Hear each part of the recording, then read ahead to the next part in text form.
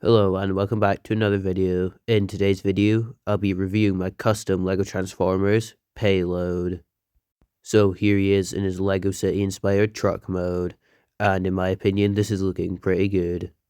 Now I have decided to go with the name Payload as in the movies he did have a small appearance where he was one of these truck forms. Now this isn't even close to being accurate, but it definitely has some similarities, which is why I've gone with that name. So here he is with a LEGO City tanker truck, and that is the main inspiration for this build. As you can see, the cab sections are very similar. Obviously, he is in scale with older Speed Champion sets, as this is definitely more LEGO and City inspired rather than the 8 wide Speed Champion sets that we get nowadays. But with these older sets, it does actually look pretty good. And it's definitely a more realistic alt mode than some of the G1 builds I've been making recently. And with a minifigure, it actually works quite well, even if the minifig can't actually sit in there. I also think the back end does look pretty clean, considering he does have to transform. So for some general comparisons, I might as well bring out the truck that he was inspired from once again, just so you can see the similarities in the cab mode.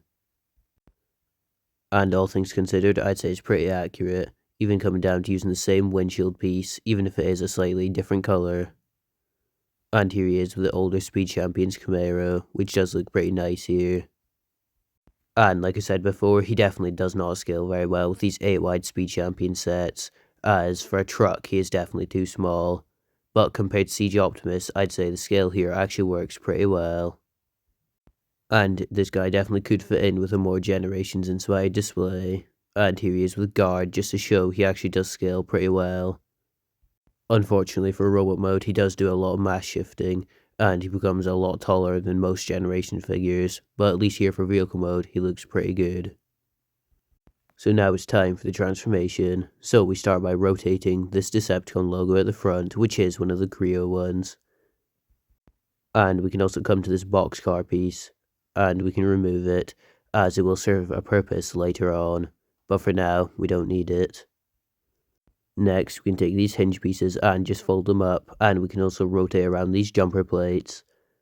And this will allow for the locking mechanism for the front of the shins, as these are just going to fold back down and stop these pieces compressing. So that's how he gets his shin detailing. And for the feet, we can just rotate them around on the ball joints, so they'll need to be hinged up and they'll just spin around so the taillights are pointing towards each other, just like this. This will also split the legs in the process.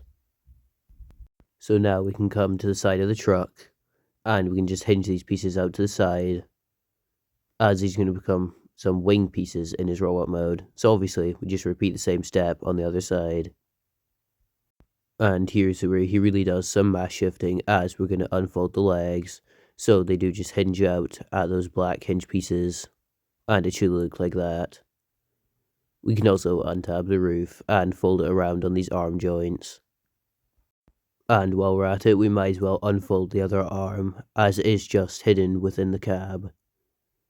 Obviously it's on a series of ball joints, which will become the arm articulation later on. And now there's a hinge, which is pretty near the front wheel well, and we can just compress it, so that the torso is fully formed.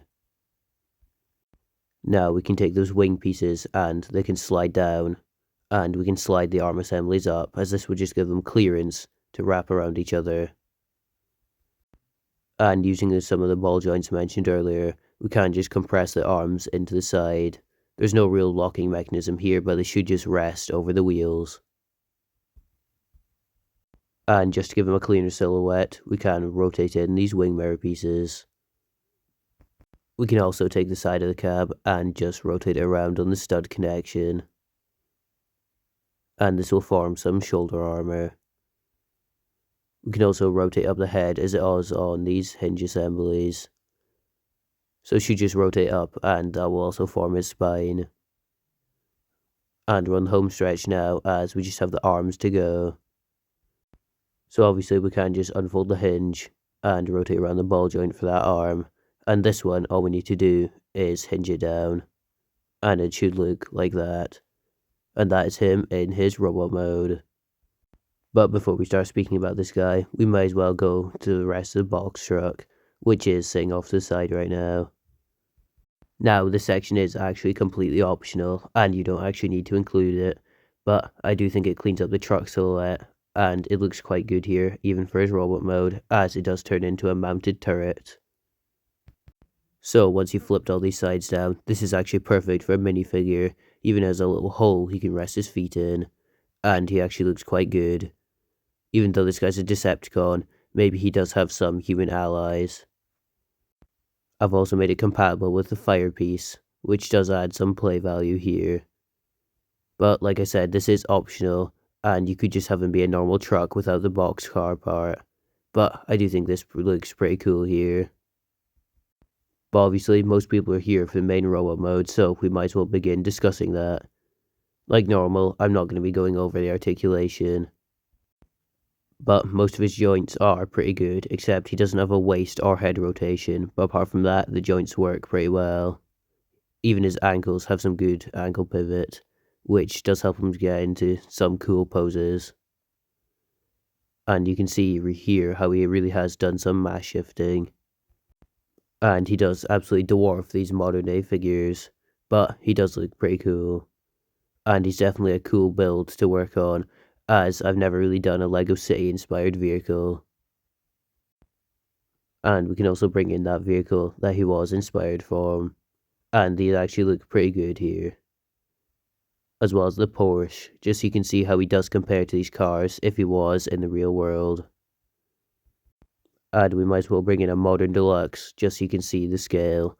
He definitely is around leader scale nowadays, maybe even a commander, considering Rodimus was also a commander, and he's only Voyager height. I think the flipped around cab section of the chest works quite well, and it's definitely more unique than just having the windshield piece be the entire chest. I also think these shin pieces work quite well, as they are like vents at the bottom of his feet.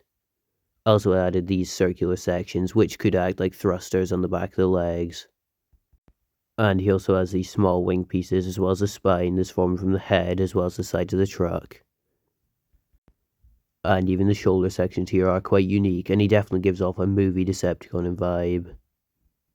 And like normal, the Creo Decepticon logo works pretty well here.